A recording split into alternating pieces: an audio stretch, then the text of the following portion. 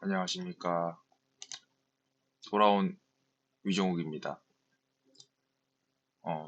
문제풀이를 정말 하기 싫었는데 집에 와서까지 이렇게 하려니까 굉장히 마음이 심란합니다. 하지만 또 우리 3학년 학생들이 시험을 잘 지휘하기 위해서는 어쩔 수 없겠죠. 지금 저기 이해를 잘 못하고 있는 특히 4단원 같은 경우에 쉽게 냈기 때문에 조금만 노력을 하면은 점수가 나올 수 있습니다. 그렇기 때문에 이 풀이를 시작을 할 거고요. 부디 잘 들어주기를 바랍니다. 자, 시작을 해보겠습니다. 자, 1번 문제. 그림은 사람 눈의 구조를 나타낸 것이다. 각 부분에 대한 설명을 옳은 것을 골라라. 이렇게 얘기를 하고 있죠. 일단 A부터 H까지 나와 있는데 각 부분의 명칭 그리고 얘네들이 어떤 역할을 하는지를 좀 이해를 해야 됩니다. 좀 하나씩 명칭을 적어 봅시다. 잘 아는 친구들은 알겠지만 아직까지도 명칭과 역할을 이해 못한 친구들은 보고 잘 이해할 수 있도록 합시다. 자, A는 지금 여기 빛이 들어오는 요 구멍을 이렇게 위에서 덮고 있는 부분이죠. 이 부분을 우리가 홍채라고 합니다. 홍채. 그리고 홍채는 눈으로 들어오는 빛의 양을 조절하는 역할을 한다. 이렇게 알고 있으면 됩니다. 뒤에서 또 다른 문제들이 나올 거예요. 다음 B. B 같은 경우에는 렌즈죠, 지금. 눈을 감싸고 있는, 눈 안에 들어있는 렌즈고, 이 렌즈가 빛을 굴절시키는 역할을 하는 수정체다. 이렇게 우리가 얘기를 했었습니다. C 같은 경우에는 눈 가장 바깥쪽을 감싸고 있는 거고 이거를 우리가 각막이라고 불렀었죠. 그래서 C는 각막이고요. 다음 D는 이 수정체 부분에 이렇게 붙잡고 있는 수정체의 두께를 조절하는 근육이고요. 얘 이름은 선모체였다. 다음 E. E는 지금 보면 가운데 여기 이 세 개의 막이 있는데 눈에 가운데 막을 가리키고 있죠. 가운데 막은 맥락막이라고 불렀었고요. 맥락막 같은 경우에는 굉장히 어두운 검은색 막이기 때문에 눈 안을 어둡게 만들어서 빛이 퍼지는 걸 좀 방지를 하고 빛의 다른 외부적인 요소가 개입하지 않게끔 해서 우리가 시각을 깔끔하게 볼 수 있도록 그런 어둠 상자 역할을 한다. 이렇게 이해를 하면 됩니다. 그다음 F 같은 경우에는 가장 안쪽에 있는 막을 가리키고 있는데 이 막은 망막이고요. 망막에는 시각세포가 있어서 우리가 빛을 인식을 할 수가 있다. 이렇게 기억을 하고 있으면 됩니다. G는 여기 망막의 가장 핵심적인 부분을 가리키고 있고요. 이 부분은 우리가 황반이다. 이렇게 얘기를 했었습니다. 황반의 경우에는 상이 맺히는 경우에 우리가 상을 가장 선명하게 볼 수 있는 부분이었다. 이렇게 얘기할 수 있고 그 다음에 이 H 부분 같은 경우에 시각신경 바로 앞에 있는 부분이기 때문에 이 부분을 우리가 맹점이다. 이렇게 불렀었습니다. 맹점에는 상이 맺히면 보이지 않는 특징이 있고요. 위에 있는 이 뿅아리 그림이 우리가 맹점을 확인할 수 있는 그런 예시였습니다. 자, 그럼 각 부분에 대한 설명으로 옳은 것을 봅시다. 1번. A는 수정체의 두께를 조절한다. 이렇게 얘기하고 있죠. A가 지금 홍채고요. 홍채는 수정체의 두께를 조절하지 않죠. 수정체의 두께를 조절하는 거는 선모체인 D가 되기 때문에 A가 아니라 D다. 이렇게 바꿔주면 되겠습니다. 다음 2번. C는 볼록 렌즈와 같이 빛을 굴절시킨다. C는 지금 각막이고요. 각막은 가장 바깥쪽 막이고 굴절시키는 것은 수정체의 역할이기 때문에 C가 아니라 B다. 이렇게 얘기를 해주면 됩니다. 그 다음에 3번. D는 B의 두께를 변화시켜 눈으로 들어오는 빛의 양을 조절한다. 이렇게 얘기하고 있습니다. D는 손모체고요. B의 두께를 변화시켜 수정체의 두께를 변화시켜 눈으로 들어오는 빛의 양을 조절한다. 손모체가 수정체의 두께를 변화시키는 게 맞으니까 3번을 정답으로 체크하면은 완전히 낚인 거죠. 왜? 요 뒤에 있는 말이 굉장히 중요합니다. 수정체는 눈으로 들어오는 빛의 양을 조절하지 않습니다. 빛의 양을 조절하는 건 홍채와 동공의 조절, 이 수정체 앞부분에서 일어나는 일이고 수정체는 빛의 양을 조절하는 게 아니라 이 들어오는 빛의 이런 굴절되는 정도를 조절을 해서 망막에 상이 잘 맺힐 수 있도록 조절하는 역할을 한다. 이렇게 이해를 하고 있으면 됩니다. 다음 4번. E는 시각세포가 있어 빛을 자극으로 받아들인다. E는 맥락막이고요. 빛을 자극으로 받아들이는 건 망막의 역할이죠. 그래서 E가 아니라 D다. 이렇게 얘기를 해주면 됩니다. 다음 5번. E는 시각세포가 있어 빛을 자극으로 받아들인다. E는 맥락막이고요. 빛을 자극으로 받아들이는 건 망막의 역할이죠. 그래서 E가 아니라 F라고 하면 되고요. 그다음 마지막 5번. F는 물체의 상이 맺히는 곳이다. 망막은 물체의 상이 맺히는 곳이다. 맞는 말이죠. 시각세포가 있기 때문에 여기에 상이 맺혀야 우리가 볼 수 있다라고 얘기를 했습니다. 그래서 답은 5번이 됩니다.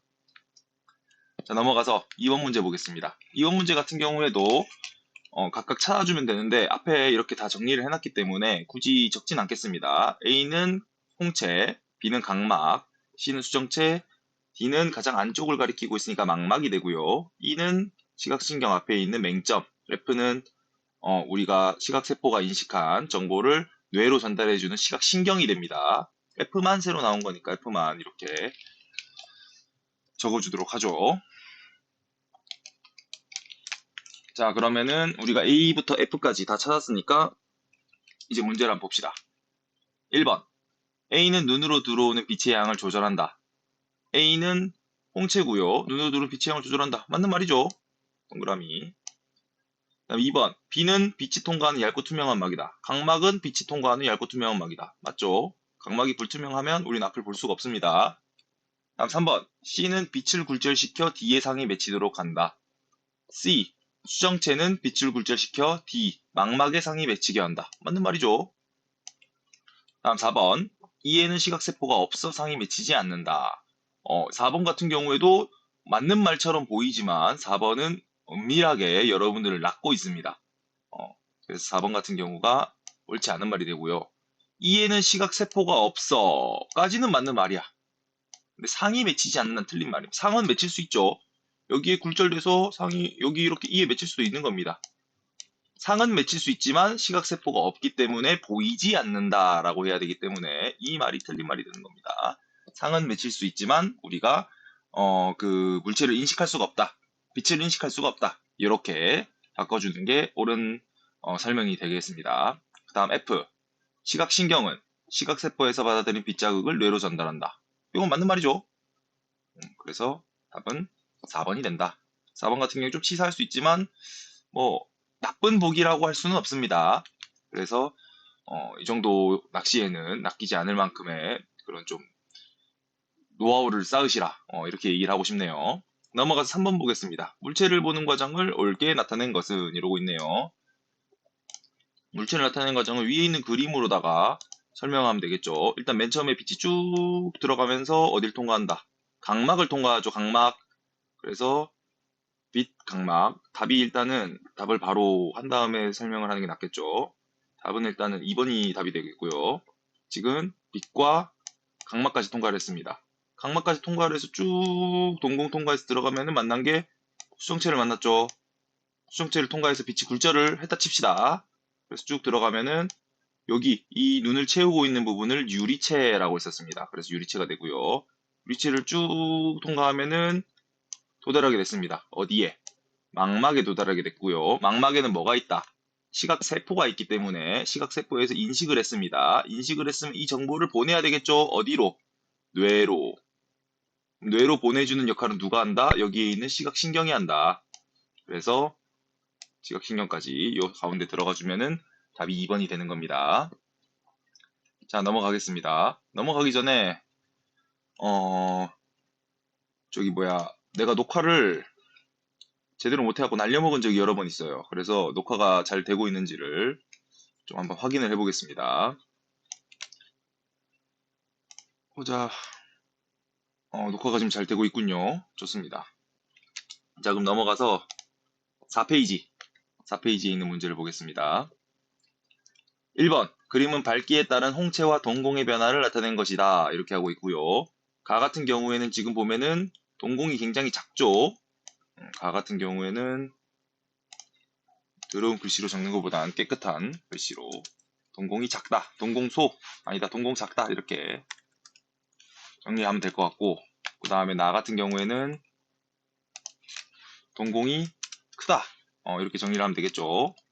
동공이 요 가운데 있는 요 검은 색깔, 요 검은 자가 동공입니다. 요 검은 자가 동공입니다.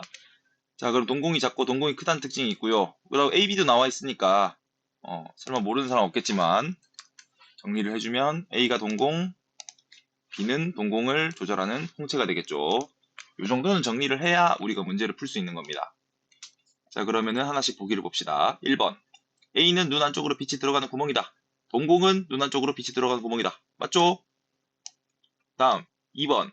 B가 수축되면 A가 커진다. 홍채가 수축되면 A가 커진다.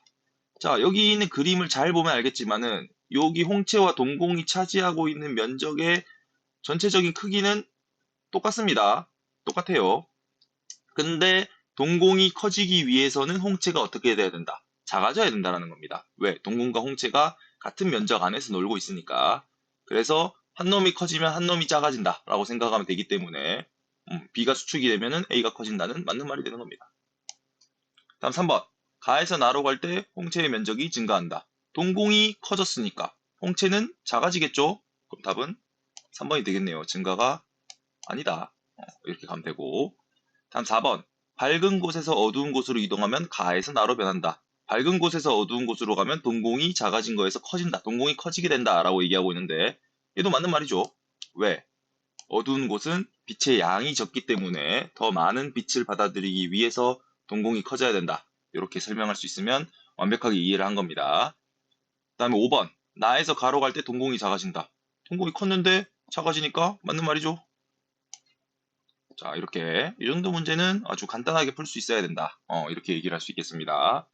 넘어가서 자, 2번. 그림은 눈에서 일어나는 변화를 나타낸 것이다. 위에 있는 1번이랑 거의 뭐 유사한 문제입니다.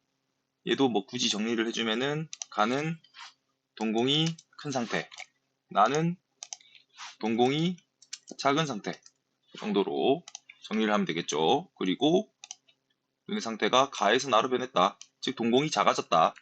이때 맞는 말을 골라라. 이렇게 우리가 이해를 하고 문제를 보면 됩니다. 기억. 대놓고 작아졌죠. 틀렸고.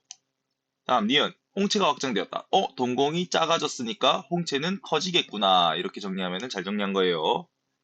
다음 디귿. 눈으로 들어오는 빛의 양이 증가한다. 동공이 작아졌으니까 눈 안에 빛이 많이 못 들어가겠죠. 우리 1차원적으로만 생각해봐도 답이 나옵니다.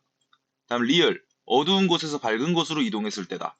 밝은 곳으로 가면 빛의 양이 많으니까 동공이 작아지는 게 낫겠죠. 동공이 큰 상태로 있으면 눈이 부시니까 이미 빛이 충분하니까 동공이 작아지면 된다. 이렇게 설명하면 되겠습니다. 그럼 답은 4번. 내려가서 3번. 수정체의 두께 변화를 나타낸 것이다. 수정체가 지금 보면은 가에서 나로 변한다라고 한다는 것은 정리를 해주면 옆에 있는 그림을 보면 알 수 있듯이 수정체가 얇아졌다 라는 상황에 대한 설명으로 고르라고 했고요. 수정체가 변하는 이유, 수정체의 두께가 변하는 이유는 우리가 물체와의 거리의 변화가 생겼기 때문이다 라고 배운 적이 있습니다. 물체와의 거리가 가까워졌을 때랑 멀어졌을 때 우리가 어떤 물체를 볼 때 실제로 이동하는 게 아니라 우리가 보고 있는 물체가 가까운 물체를 보는 것이냐 먼 것을 보는 것이냐에 따라서 수정체가 변한다라고 했고요. 이 수정체가 얇아진다라는 것은 의미하는 게 뭐였느냐? 가까운 곳에서 먼 곳으로 우리가 포커스가 이동했다. 이렇게 해석을 하면은 좋을 것 같네요. 그럼 그거와 관련된 설명이 있는지 없는지를 일단 찾아보는 겁니다. 자, 1번은 일단 넘어가. 2, 3, 4, 5가 다 각각 환경과 관련된 설명인데 2번은 홍채죠. 어두워졌다니까 얘는 수정체랑 전혀 관계가 없어요. 4번도 마찬가지. 빛의 양 이러고 있으니까 얘네 둘은 지금 홍채와 관련된 설명입니다. 홍채와 관련된 설명. 자, 그럼 3번과 5번이 수정체와 관련된 설명인데 여기 있는 3번과 5번 같은 경우가 근데 서로 지금 반대 얘기를 하고 있죠. 3번은 먼 곳에서 가까운 곳 그리고 5번은 딴소리를 하고 있는 것 같지만 책은 가까운 거고 원산은 먼 거니까 가까운 곳에서 먼 곳이 되는 거죠. 그럼 가까운 곳에서 먼 곳이 되니까 5번이 정답이구나 이렇게 하면 되는 겁니다. 1번 같은 경우도 수축이 아니라 이완한다 라고 바꿔줄 수 있고 바꿔주면 좋겠지만 선모체의 경우에는 내가 시험에 내지를 않을 겁니다. 굉장히 좀 헷갈리는 개념이기도 하고 그리고 우리한테 중요한 건 선모체가 아니라 수정체가 어떻게 변하느냐가 중요하기 때문에 우리는 수정체만 생각을 합시다. 선모체는 굳이 헷갈리게 외우시지 않아도 됩니다. 자, 넘어가겠습니다. 4번 문제. 나는 이런 형태의 문제를 굉장히 좋아해요. 지금 보면은 대놓고 가까운 곳에서 먼 곳, 밝은 곳에서 어두운 곳 이렇게 얘기를 안 하고 상황을 지금 얘기하고 있는 거예요. 상황을. 이 상황을 봤을 때 우리가 이 상황을 해석할 수 있는 능력이 필요한 문제고요. 솔직히 그렇게 어렵다고 생각도 안 합니다. 자, 첫 번째 상황. 밝은 방 안에서 어두운 밖으로 나갔다. 즉, 밝은에서 어두운으로 상황이 변한 거고요. 다음 두 번째는 책을 읽다가 별을 봤다.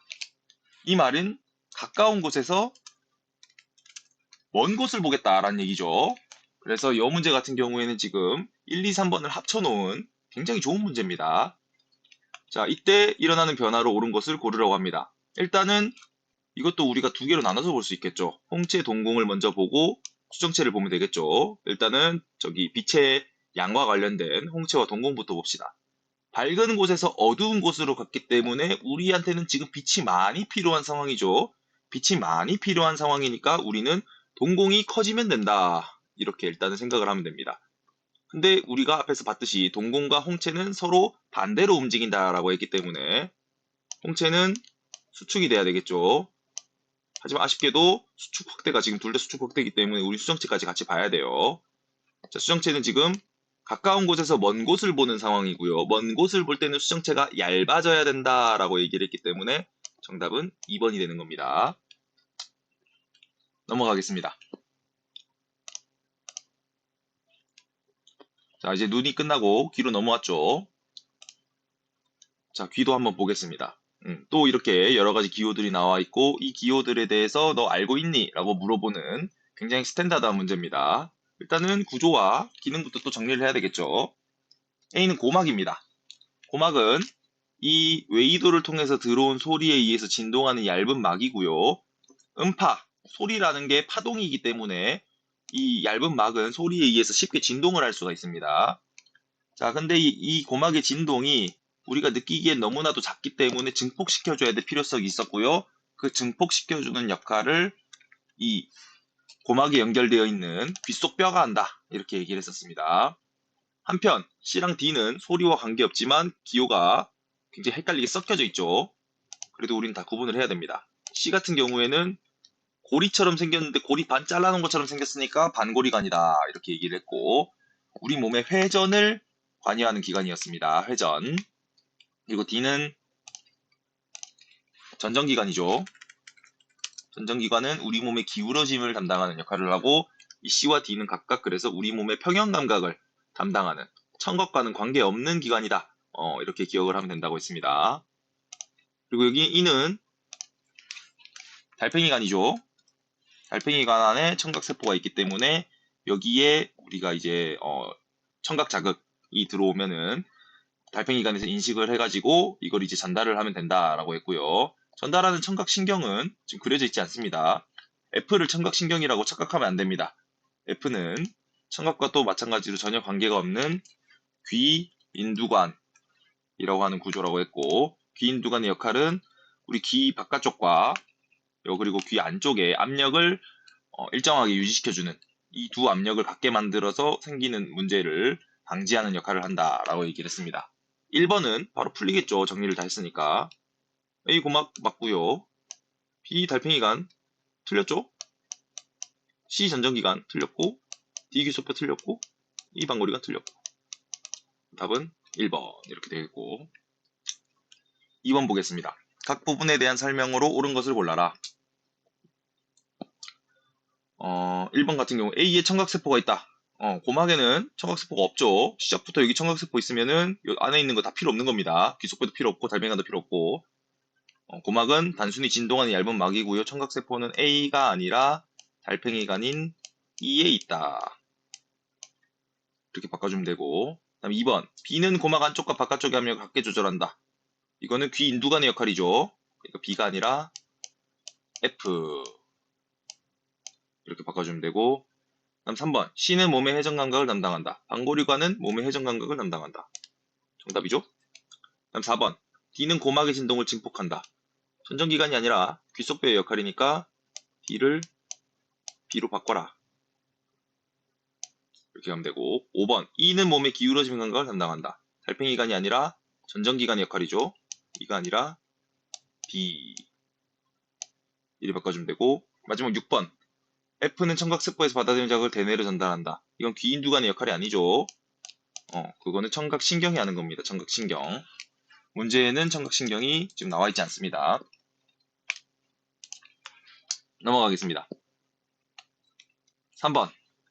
또 사람 귀의 구조를 나타낸 거고요. 위에서 한 거 정리가 다 됐으니까 마찬가지 구조는 말로만 하고 넘어가겠습니다. A는 고막, B는 귀속뼈, C는 방거리관, D는 전정기관, 그리고 F는 달팽이관, G는 귀인두관인데 E는 지금 요 위에 없던 거니까 한번 정리를 하면은 E가 요 달팽이관에 연결되어 있기 때문에 높은 확률로 청각신경이다. 근데 보면 여기 전정기관이나 방거리관도 연결되어 있기 때문에 사실은 위치가 그리 중요하지 않습니다. 얘가 평형감각신경이라고 해도 무관한 겁니다. 우리가 정확하게 알 수가 없는 거고, 어쨌든 얘는 신경이다, 이렇게 생각을 하고 넘어가면 됩니다. 보통은 평형감각신경을 좀 더 이렇게 위쪽으로 그려놓긴 하지만 그것까지 구분하는 문제는 아니라고 생각이 되기 때문에 그냥 신경이구나 이렇게 생각을 하면 됩니다. 자, 1번 A는 고막으로 소리를 모으는 역할을 한다. A는 고막으로 소리를 모으는 역할을 한다. 고막은 맞죠? 근데 소리를 모으는 역할은 아닙니다.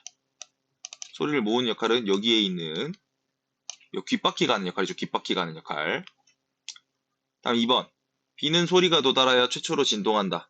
최초로 진동하는 건 B가 아니라 고막이죠. 고막. A로 바꿔주면 되겠습니다. 다음 고막의 진동은 C에서 증폭된다. 진동을 증폭하는 건 귓속뼈의 역할이니까 C가 아니라 B 이렇게 바꿔주면 잘한 거고, 그 다음에 몸의 기울어짐을 감각하는 게 D다. D가 지금 전정기관을 가리키고 있고 맞는 말이죠. 다음 소리가 전달되는 경로는 A, B, C, D, F이다. 천천히 가봅시다. 자, 소리 음파가 여기 있는 귓바퀴로 들어와서 소리가 모이면서 웨이도 안으로 들어옵니다. 일단 맨 처음에 A는 맞죠? A인 고막이 진동을 할 거고 그 다음에 이 진동이 귓속뼈에서 증폭될 거니까 B도 맞는 말입니다. 근데 C랑 D는 각각 방골이관과 전정기관이고 얘네들은 청각과 관련 없는 기관이죠. C, D 다 틀렸죠. 그리고 F, 달팽이관은 맞는 말이죠. 그래서 A, B, F 그리고 추가적으로 한 개 더 적어주자면 E, 그리고 여기서 센스 있게 또 한 개를 더 적어주면은 뇌, 이렇게 가면 되겠죠. 높은 확률로 대뇌로 갑니다. 대뇌로. 소리니까 이렇게 정리를 해주면 되겠다. 넘어갑시다. 다음 4번. 다음 설명과 가장 관계가 깊은 귀의 구조를 각각 옳게 짝지을합니다. 하나씩 봅시다. 일단은 가에서 봐야 될 포인트는 몸이 회전하는 것과 관련된 얘기니까 방골이관이 되겠죠. 이렇게 방골이관이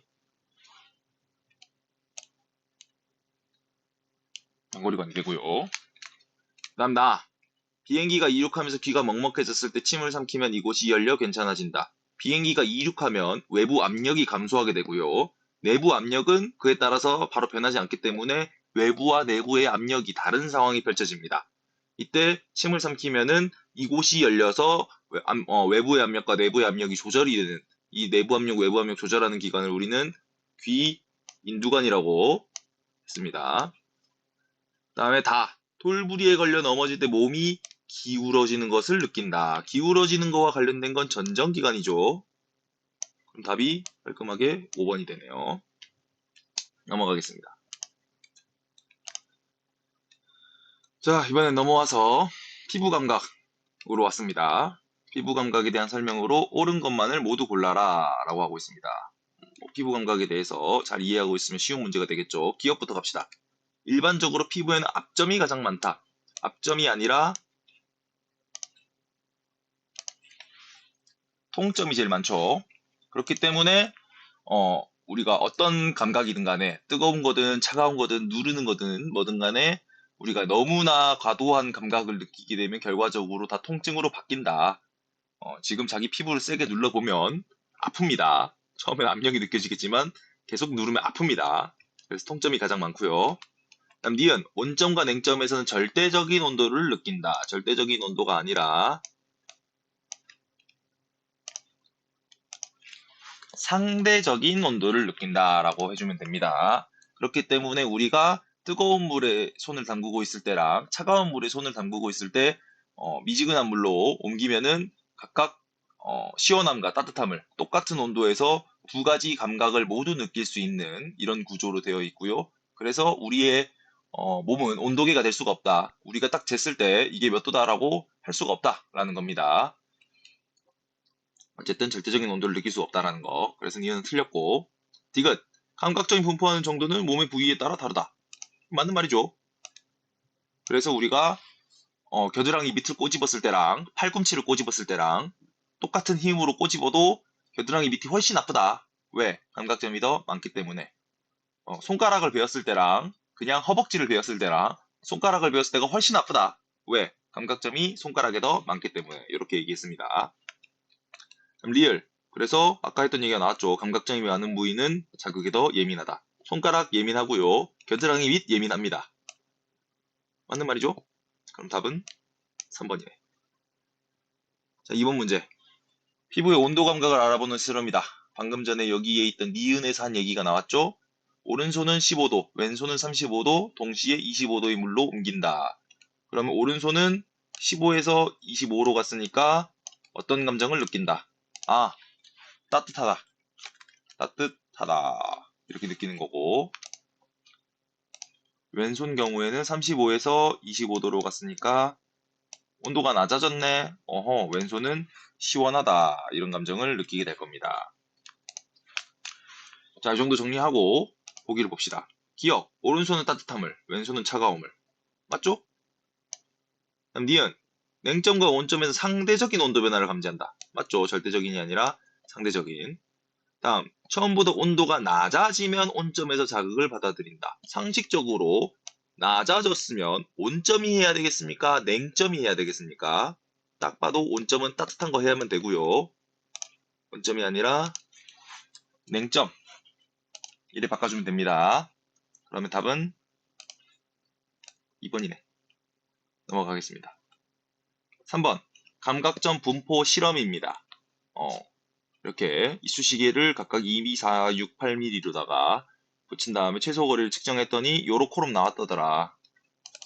자, 이것도 마찬가지 문제를 보기 전에 한번 정리하고 보는 게 좋습니다. 최소 거리가 손등이 제일 길고 그리고 손가락 끝은 2mm라는 가장 짧은 최소 거리를 가진다라고 했고요. 짧으면 짧을수록 감각점이 분포하는 정도가 높다. 즉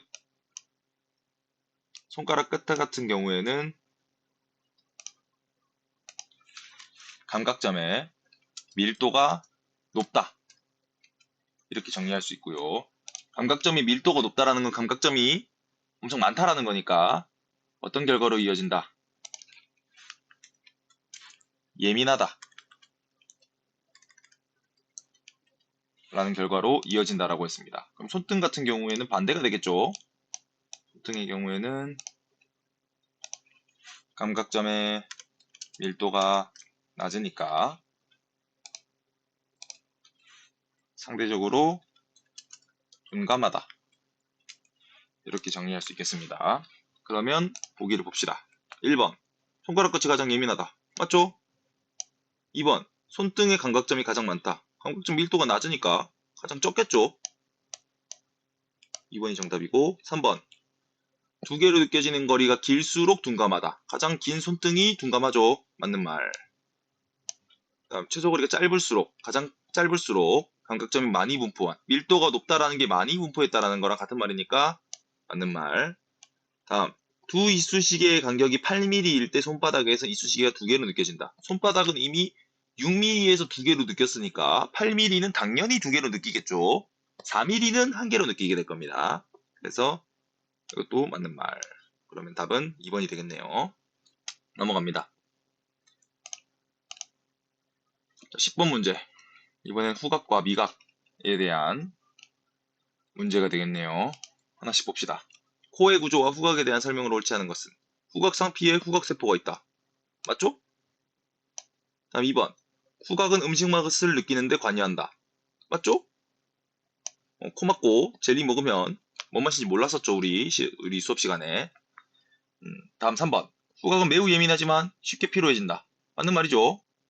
그래서 우리가 화장실 갔을 때 처음에는 찌링내가 나도 몇 분 있으면은 우리가 참고 있을 수 있게 되는 겁니다. 예민해서 오히려 쉽게 피로해진다.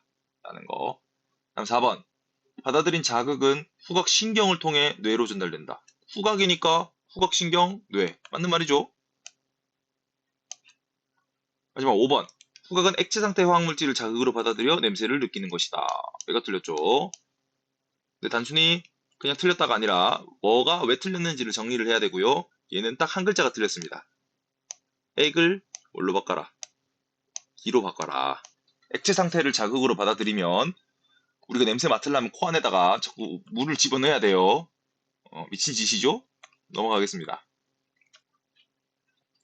2번. 다음은 맛을 감별하는 실험을 나타낸 것이다. 눈 가리고 사과주스, 포도주스 묻고요. 결과는 가에서는 구별할 수가 있었다. 사과주스랑 포도주스를 구별했습니다. 근데 나는 눈 가리고 플러스 코까지 막았더니 구별이 안 되더라.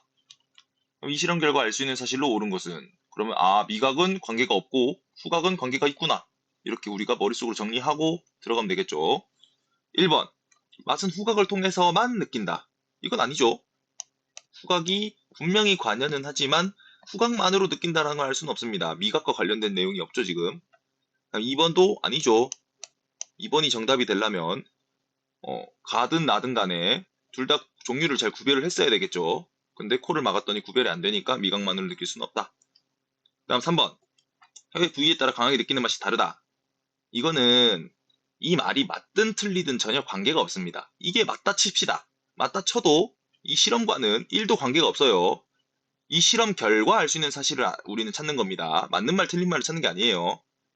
강하게 느끼는 맛이 실제로 다르지도 않지만 다르다 치더라도 얘는 무조건 틀린 보기가 되는 겁니다. 전혀 관계가 없는 소리, 개소리를 하고 있다. 이렇게 생각을 하면 되고. 4번. 시각은 음식의 맛을 결정하는 데 중요한 역할을 한다. 과정과 결과를 보니까 별로 중요하지 않은 것 같아요. 눈 가려도 구별이 되더라. 그래서 4번도 틀린 말. 5번. 미각과 후각이 함께 작용하여 다양한 맛을 느낄 수 있다. 당연히 우리가 혓바닥으로도 맛을 느끼지만은 이 코를 막는 것도 굉장히 중요한 역할을 하더라가 이 실험의 의의이기 때문에 답은 5번이 되겠네요. 넘어가겠습니다. 그림은 두 종류 감각기관의 구조를 나타낸 것이다. 딱 봐도 가는 코, 그리고 나는 혓바닥에 있는 미래죠, 미래. 미래니까 이건 혀라고 합시다, 혀.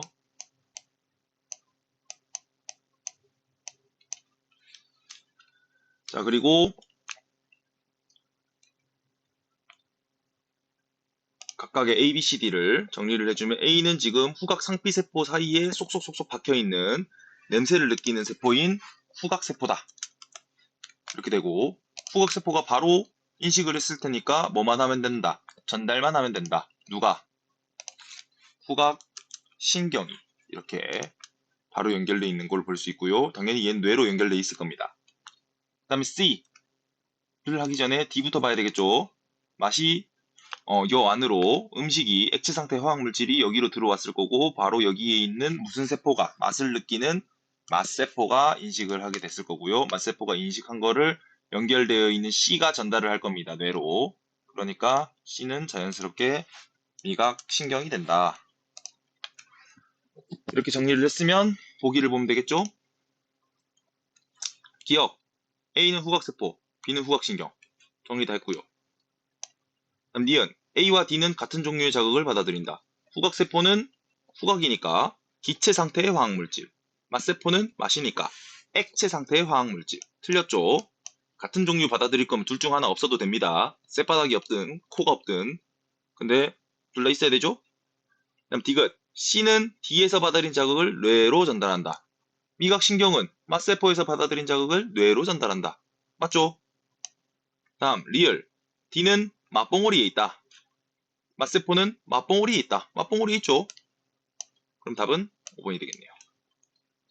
자, 이렇게 해서 우리가 4단원의 첫 번째 중단원을 지금 다 정리를 했고 두 번째 중단원은 잠깐 쉬었다 와가지고 다시 하도록 하겠습니다.